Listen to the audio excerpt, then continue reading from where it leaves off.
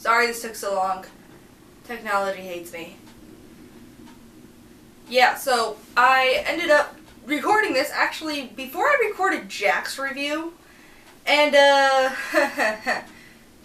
I put it into my computer to edit it, and, well, the sound was a little messed up, and the video was a little messed. I don't really know what happened, but hopefully this one goes well. So, Sam.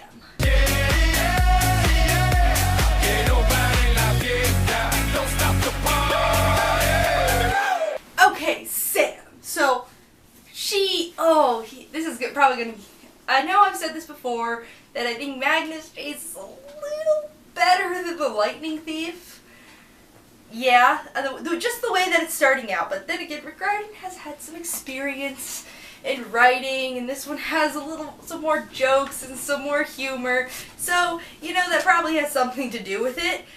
But Sam is probably definitely my favorite demigod girl character.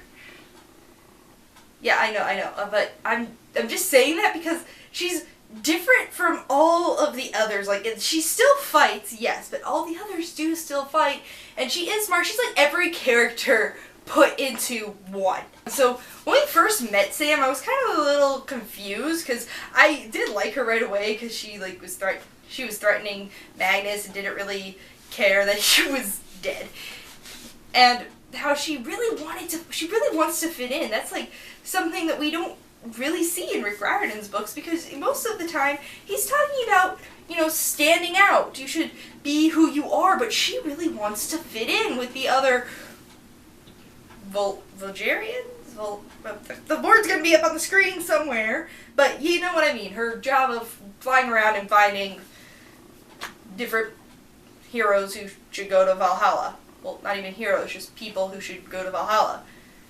Because I guess it's not restricted to Norse? We're going to talk about this whole religious thing later. I know I don't really get religious, but we're going to get to that later. So when we first met Sam, I actually did not think that she was going to be Loki's daughter. That was something I was not expecting her to be Loki's daughter. It's kind of the same way that I was not expecting Nico to be a son of Hades. Yeah, I was not expecting Nico to be a son of Hades. But I like it. I really like it. See, I was kind of thinking that it would be funny if it was Freya and it was Magnus's cousin. But we already have two of Magnus's cousin. I like Blitzen as a son of Freya. That would actually surprise me more than Sam being a daughter of Loki. But I like, again, how it's done. It's like done in a way that really is... It's so much like Nico, because Nico, it took him years, and from what we get, it took Sam years to finally be accepted, I guess. Still not really, because it's Loki. But I feel it took Nico years to finally be accepted by everyone as a son of Hades, and with Sam, it's kind of the same deal. Like, no one likes her because she's a daughter of Loki. Because I love how different she is. And I mean... completely different. She brings up a lot of different questions and problems, and I like how it's a different scenario for her, the way that she found out that she was a daughter of Loki. I get the idea that she might have known her whole life, but how she became, I'll put the word up again, how she became that with the whole defeating the giant, and how she was talking about saving people who hated her, how she was just thinking back to how she could have let them die, but she didn't. She tried helping and she tried saving them. That's you don't really get these heroes talking about, well, I could have let them die. Percy hated everyone during that dodgeball fight in Sea of Monsters, okay? You remember that, yes, you do. And during that fight, everyone just hated, everyone was just running and they couldn't get out, and Percy was fighting them off. He never went back really and was like, I could have let them die because they were really mean to me.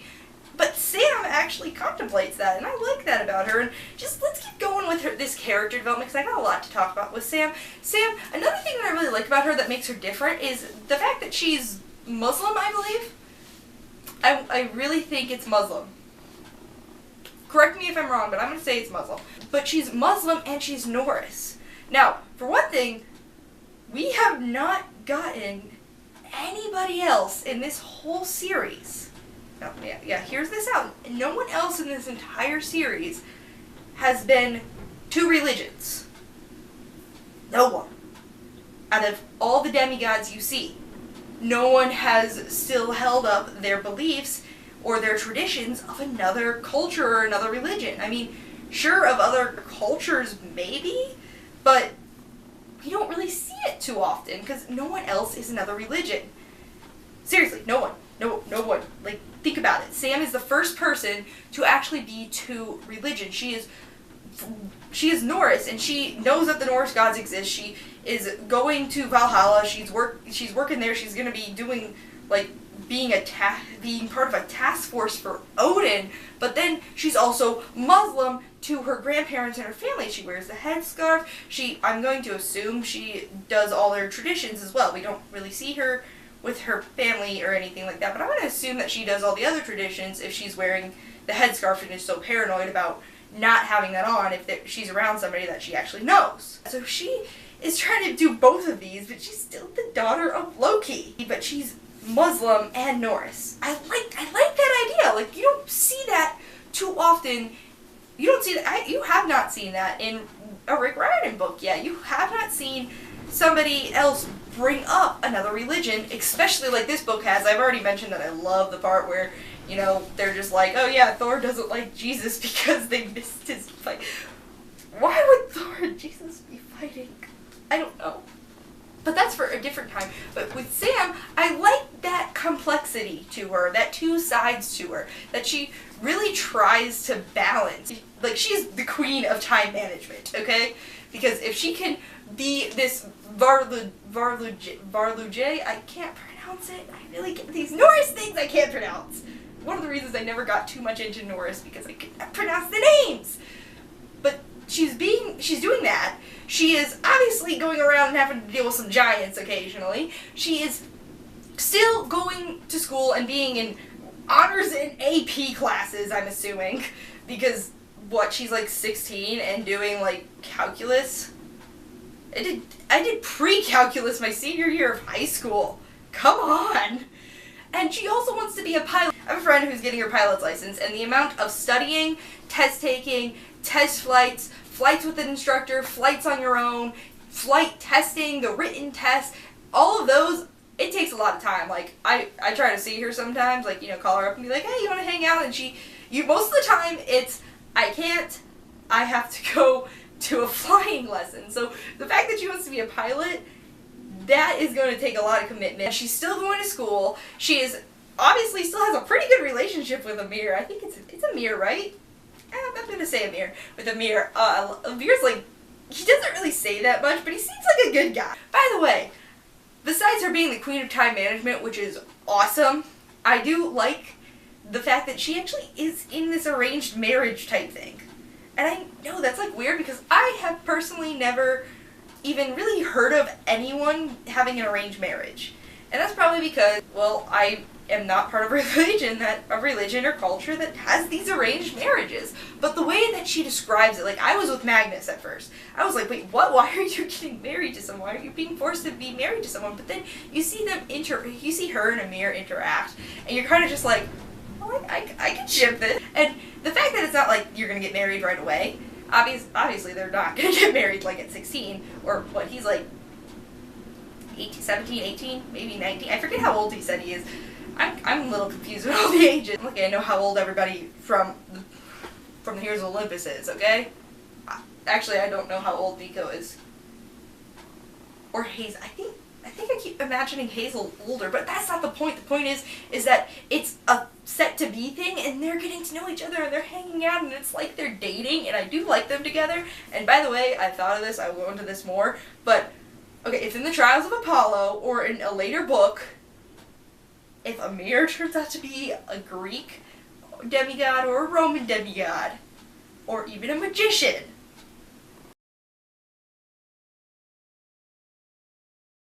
then he would be another demigod that also has two religions. I really like that idea because it does bring up a lot of questions. I was talking about my unanswered questions, you remember, from my timeline, and one of them is what myth trumps myth? Well, now it's turning into what religion trumps what religion, because I brought up in my Percy Jackson World Review that while all of these things seem real, you have to keep in mind that they were, at one point in time, a religion. At some point in history, there were people who worshipped the Greek gods, the Norse gods, the Egyptians, the Romans, and there are people around that probably still do worship them somehow, and they're still affecting everything. And then you have all the others. I just saw a tweet from Rick Riordan, and it was somebody asking him to do a Hindu series, and it's like, Hindus, those myths, to somebody who's not Hindu, are myths, but to somebody who is Hindu, it's truth. So it's like, I don't like getting political or religious or getting controversial because we are talking about fictional stories, but when you want to set them in the real world, they raise questions like this. It's bringing up the fact that in this world, it seems like every religion actually exists. So if you can think of it, you got Chinese mythology, you have Hindu mythology, and then obviously Christians, Muslims, whatever other religions out there you want to throw in while you're at it, name them yourself. But all of those, it seems that Rick Riordan is saying exist in this world. Okay, back to Sam. So I do like that she has two religions, and then she's trying to balance them. Like I said, queen of time management. Okay, you want a model for time management, it's Sam. I didn't even bring up that she tutors people. I mean, she said that she tutors people. Like, I don't think that she made that up. She probably does tutor people, so throwing that into, there's only so many hours in the day. What, does she not sleep? Maybe that's a power of Loki, I don't know. But speaking of the powers of Loki, I have already told you guys how much I love how Rick Riordan is being so creative with these powers, because the Norse are still more of the gods of these concepts. You have to sit there and kind of wonder, like, yeah, you can have Sam be very good with words, but what else does that mean? Well, that also means she can shapeshift. Yeah! Yeah, she can shapeshift, like Frank. Like, oh, when Frank gets there, when she meets Frank, they could have plenty of conversations about shapeshifting. I do like Sam's different, like, powers that she has, and it's fascinating, like, how she uses them. She uses them for good. I keep comparing her to Nico, but it's like, with Nico, there is a difference between her and Nico in the sense that, actually, she does not want to use her powers as a daughter of Loki, where Nico is kind of just like, screw it, I'm the son of Hades, I'm just gonna raise the dead. Yeah, you can go deal with it. I'm gonna raise the dead. Whereas she's more hesitant to use it when she wants to. And I like that about her. I also like how strong she is. She's really strong especially when it comes to bullying. She is bullied by the others because she's a daughter of Loki, but she wants to do this. She wants to be this, there's the word again. I can't say it. I just can't say it, but she wants to be that. She wants to serve Odin. She wants to be a part of this world. And to do that, and she hates her father. For one thing, oh wow, she really hates her father. See, I'm going to talk more about this, but there was a sneak peek out for what the snippet of Magnus Chase, like the inside cover, is going to be about. It was like they have to get Loki's help to get it back. I thought they were going to have to get it back from Loki, but it's like they have to get Loki's help, and he's going to want something that they have to refuse. And why do I get this huge feeling that he might be like, okay, I'll help you, but for two conditions. Yeah, I said two. One, I get to keep the hammer. That's the one that I'm obviously seeing coming, but I also feel like he's like, and two, my daughter has to give me a hug. And I feel like that's the part where Sam would be like, no. We'll do this ourselves. No. I feel like that's gonna be what he's gonna do something like that, or he's gonna start messing with Sam's mind. And I like how she knows that he plays these mind tricks, but he still tries in weird ways. It's weird, but she's still strong, especially in the mind, because people are mean. People can be mean. I know people can be mean, and I love that about her. And okay, my favorite scene with her was when the horse came out of nowhere and was coming up to them, and Magnus was, oh, what's that? And Blitzen was like, oh yeah, it's this horse, and it's a son of Loki. Like that. And Sam was just like, you say anything, and I will push you off this mountain. I love how she says that. Like, she just hates that, and she just gives him that, again, comparing her to Nico, she gives him that death glare that, like, you mess with me, and I will push you off this mountain. And I love that. I like her character. I feel like she's more of a complex character than Magnus is at this point, but that may be because we were looking at it from Magnus's point of view. So obviously we're going to still learn more about Magnus, but this was more learning about everybody else around him. And Sam is also one of those people that we get to learn about, and I am having fun with this. I cannot wait until she meets Annabeth.